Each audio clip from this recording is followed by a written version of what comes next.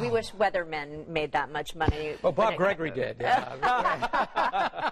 Times have changed. Those residuals, right. So, I mean, I really like this forecast for a particularly busy week for families. I think on Thanksgiving week, out of that whole week, if you get 3 good days, that's great. Oh, and we're going to have more than that, which is wonderful. Outside right now, it is 42. That's the good news. But I got to tell you, when you go out, pretend like it's not 42.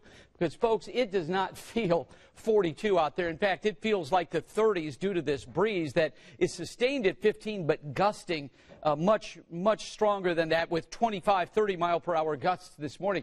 Now, it's going to be cold tomorrow on Thanksgiving Day, highs in the 40s and then the 50s on Friday. I'm going to break this all down for you momentarily, but I know a lot of you are getting ready to wake up the kids to go to school. Yeah, they'll need a warm coat, although later on today, going from the 40s this morning to the afternoon, we'll get up to 50, which is wonderful. And it would be warmer than that, but we're going to get a good deal of cloud cover. Here we are at 11:30, beautiful day, lots of sunshine, still kind of windy. And then by 7 p.m., this model is changing a little bit. Rain and a little snow mixed in. Don't worry about accumulation. Ain't going to happen.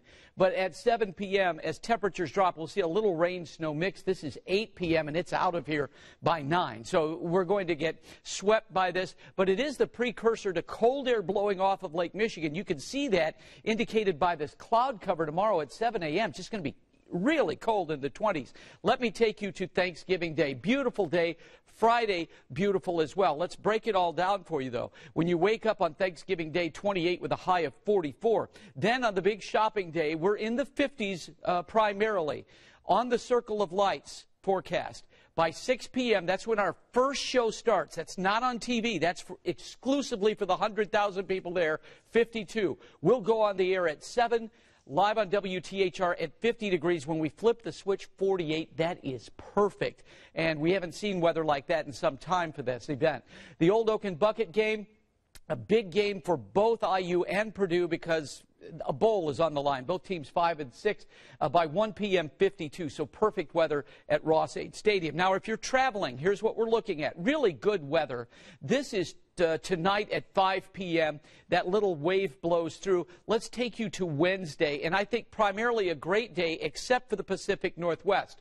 On Thanksgiving Day, heavy rain, thunderstorms, possibly severe weather in Florida, heavy rain from Seattle to Portland. We keep it dry through the weekend. Speaking of the weekend, we'll see changes then, too. 39 tomorrow, 44 on Thanksgiving, and 55 for the Circle of Lights. Saturday, 55, and then a big drop. Sunday's high, Ben, for the Colts, only 36 degrees.